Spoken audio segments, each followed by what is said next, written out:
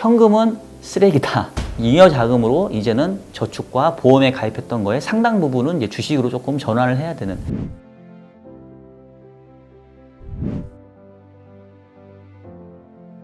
주식, 또 채권, 뭐 해외 투자, 뭐 환해지 이런 유가증권 운용을 총괄하고 있는 박종현이라고 합니다.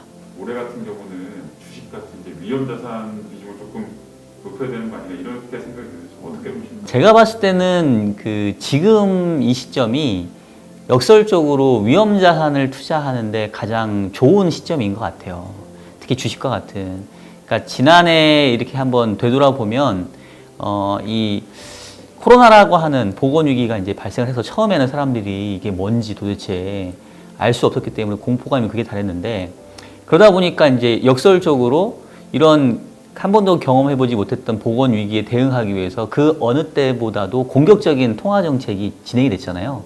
그래서 유동성 자체가 워낙 풍부해졌기 때문에 말 그대로 뭔가 좀 투기화된 자본들이 좀 많아져 있고요. 그 다음에 이제 더해서 지금 당장은 코로나 때문에 경제가 상당히 안 좋지만 이제 백신이 점차적으로 보급되고 있기 때문에 지금은 안 좋지만 앞으로는 뭔가 경제가 좀 좋아질 거야라는 그런 희망을 가질 수 있거든요. 그러니까 사실은 주식이라는 위험자산이 제일 좋아할 만한 환경이 돈이 많이 풀려 있는데 앞으로 지금보다는 좋아질 거야 이런 희망, 이 두 가지 축을 가지고 있기 때문에 이런 관점에서 보게 되면 지금이야말로 정말로 주식이 아주 유리한 환경이 현재 펼쳐지고 있다. 이런 상황들 충분히 우리가 좀 이용을 해야 된다. 뭐 이렇게 말씀드릴 수 있을 것 같아요. 만약 내가 이제 올해 처음으로 주식을 처음 투자하게 되는 주린이라고 한다면 네네. 주식을 좀 어느 정도 비중 정도 가져가면 좋을까요? 일단은 뭐 개인 차가 있기 때문에 뭐 딱히 몇 프로를 가져가야 된다. 뭐 이렇게 얘기하기는 좀 어려운 것 같은데, 다만 이제 조금 관련해서 얘기 드릴 수 있는 거는 이 최근에 주식시장의 상승세를 주도하고 있는 게 사실은 개인 투자자잖아요. 지난해에 개인들이 47조 원을 순매수를 했고요. 지금도 이 주식시장에서 주식 투자를 대기하고 있는 대기성 자금들이 뭐 예탁금만 뭐 60조, 또 CMA에 잠자고 있는 자금도 한 40조, 한 100조가 넘거든요. 그러니까 지금 하루에 뭐 주식 계좌가 10만 개씩 만들어지고 있다 하니까 엄청난 개인 투자자들의 주식 참여가 진행되고 있는데, 이게 제가 봤었을 때는 결국은 구조적인 자산의 어떤 머니 무브로 설명을 할 수 있을 것 같아요.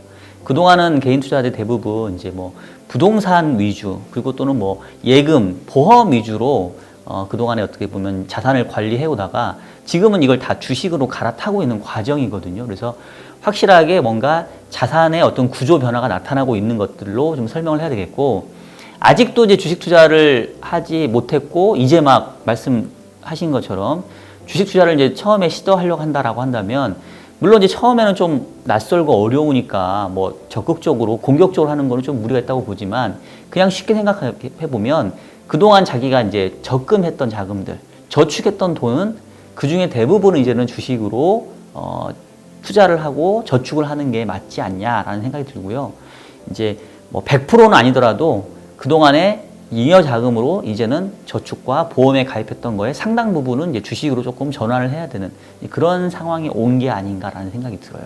여기서 중요한 건 대출이나 이런 걸 할 필요는 없고 나의 남은 예. 자금 가지고 하라는 일단은 뭐 레버리지를 일으킨다라고 한다면 좀 더 공격적일 수 있겠는데, 사실 이제 저는 그렇게까지 권하지는 않습니다. 왜냐하면 이미 주가가 3,100선에 왔기 때문에 흔히 말해서 이제 업사이드 포텐셜, 지금 여기서 이제 주가가 더 얼마나 갈 거냐, 아마 이제 뒤에 또 질문을 주실 것 같은데, 대부분 올해의 전망 기관들이 이제 주가의 전망치를 사행 조정하고 있는데, 최근치로 봤을 때 한 3,300 정도가 좀 많이 눈에 보이는 것 같아요. 그러면 현재의 시장 대비 한 10%의 업사이드 포텐셜이 있는데, 이 10%라고 하는 거는 말 그대로 이제 기대값인 거지, 이게 100% 간다는 보장은 없거든요. 또 그 얘기는 그 밑으로도 10% 빠질 리스크도 분명히 있는 거예요. 그러니까 우리가 주식 투자를 권하기는 하지만 미래일은 아무도 장담할 수 없고 장기 투자 관점에서 얘기를 하기 때문에 작년과 올해 초에 이미 시장이 좋은 상황인데 여기서 레버리지를 써서 빚을 내서 여기서 더 투자를 해라? 이거는 제가 봤을 때는 어떻게 보면은 너무 이제 끝물에서의 투자를 권하는 것 같고, 아직까지 주식 투자를 안 해보셨다고 한다면 분명히 이제는 주식 투자를 해야 된다.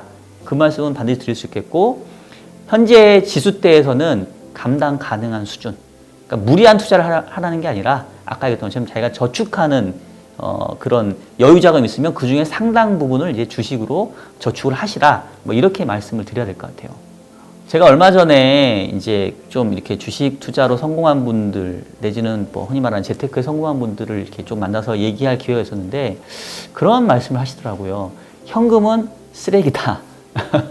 그리고 현금을 굳이 가지고 있을 필요가 없다. 왜냐하면 사실은 주식은 위험자산이긴 하지만 상당히 유동성이 높은 자산이거든요. 그러니까 예를 들면 내가 100만 원의 여윳돈이 있다고 한다면 100만 원을 현금으로 들고 있을 수도 있고 100만 원어치의 아주 우량한 주식, 예를 들면 삼성전자를 들고 있을 수도 있어요. 근데 내가 이제 현금성 자산이 의미가 있는 거는 내가 당장 써야 될 돈이 필요할 때 그 돈을 쓰려면 캐시가 있어야 되거든요. 근데 그걸 굳이 현금으로 들고 있을 필요 있냐? 주식으로 들고 있다가 내가 쓸 일이 생기면 그 주식을 팔아서 그 돈을 마련하면 된다라는 거죠. 물론 이제 그분은 아주 주식시장에 좀 더 이렇게 막 바이어스된 이제 이런 그 시각인데 저는 뭐 굳이 비율을 나눈다고 한다면 내가 필요한 현금성 자산이 예를 들면 100이라고 한다면 그 중에 50은 적어도 50은 주식으로 들고 있어도 지금 같은 유동성 장세에서는 현금이나 진배 없기 때문에 굳이 현금에 대한 어떤 미련을 지금은 가질 필요는 없다라고 생각이 되고요.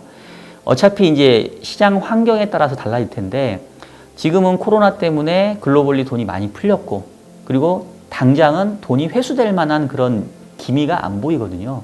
그런 상태에서는 분명히 이 현금이라고 하는 게 오히려 우리가 이제 실질금리 마이너스다라고 얘기하는 부분들이 구매력적인 측면에서 현금을 가지고 있으면 돈 가치가 자꾸 떨어지니까 오히려 그 가난해져 버리는 그런 상황들이 벌어지거든요. 그러니까 대표적인 게 요즘 벼락 거지란 말이 유행하잖아요. 옛날에는 벼락 부자란 말을 썼단 말이에요. 내가 그냥 아무것도 없고 땅 하나 들고 있었는데 뭐 어떻게 하다가 땅이 수용받아서 뭐 벼락 부자가 된 경우 있는데 지금 이제 반대 상황이에요.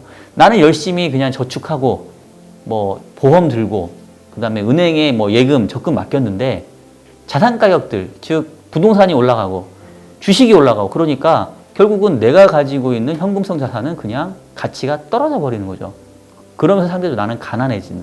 근데 이런 상황들이 제가 봤을 때는 상당 기간 적어도 올해까지는 좀 유지되지 않겠냐. 이제 그렇기 때문에 현금은 지금으로 봤었을 때는 비중을 최대한 줄이는 게 맞겠다.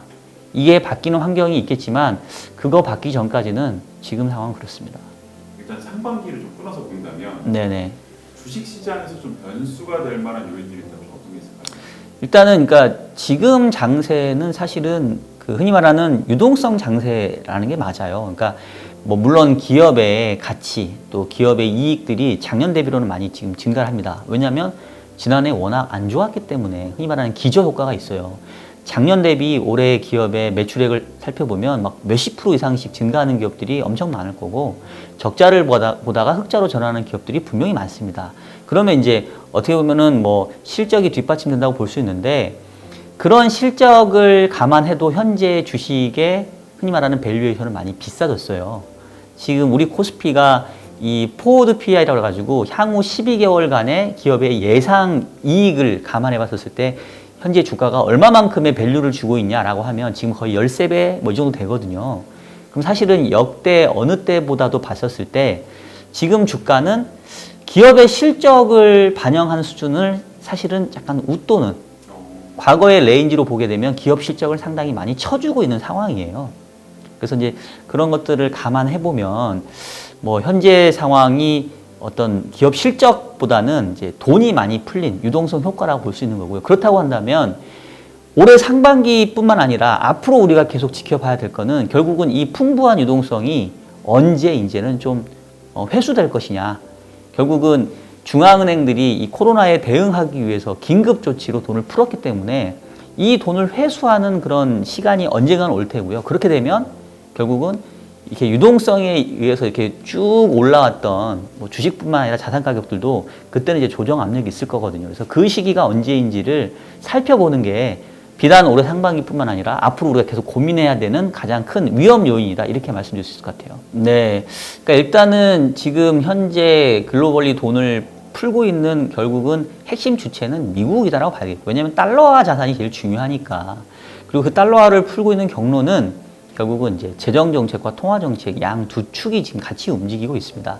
재정 정책이 적극적인 재정 확대를 하고 있고, 그 부족한 지원을 결국은 중앙은행이 발권을 통해서 메꿔주는 형태를 취하고 있거든요. 그래서 우리가 이제 MMT라는 말이 있어요.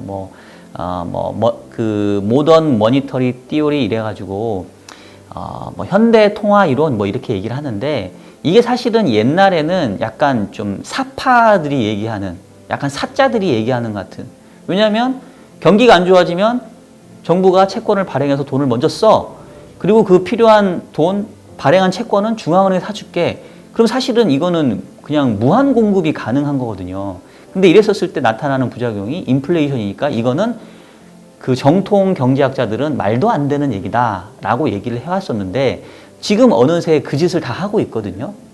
그래서 사실상 현재 유동성 공급의 주체는 정부와 이 중앙은행 둘이 지금 합쳐서 진행이 되고 있는 거고, 말씀 주신 것처럼 이제 바이든 정부가 1월 20일 날 이제 출범을 하게 되는데, 블루 웨이브까지 지금 완성이 됐어요. 지금 대통령도 민주당 출신, 하원은 이미 민주당이 장악했는데 요번에 상원에 결선 투표까지 민주당이 다수당을 점하면서 말 그대로 이제 민주당이 의회에 주도권을 쥐었기 때문에 민주당의 의도대로 정책이 흘러갈 가능성이 큰데, 민주당은 지금 빅브라더, 즉 큰 정부를 지향하고 있고, 뭐 2조 달러가 넘는 정부 지출을 지금 계속 예고하고 있거든요. 그 얘기는 돈이 계속 풀릴 거라는 거고, 그 필요한 돈은 중앙은행이 열심히 찍어준다는 얘기고, 그렇다고 본다면은 적어도 그 정책 기조가 변하거나 내지는 그렇게 해서는 안 되는 위험 요인이 커지는 상황이 오기 전까지 되겠죠.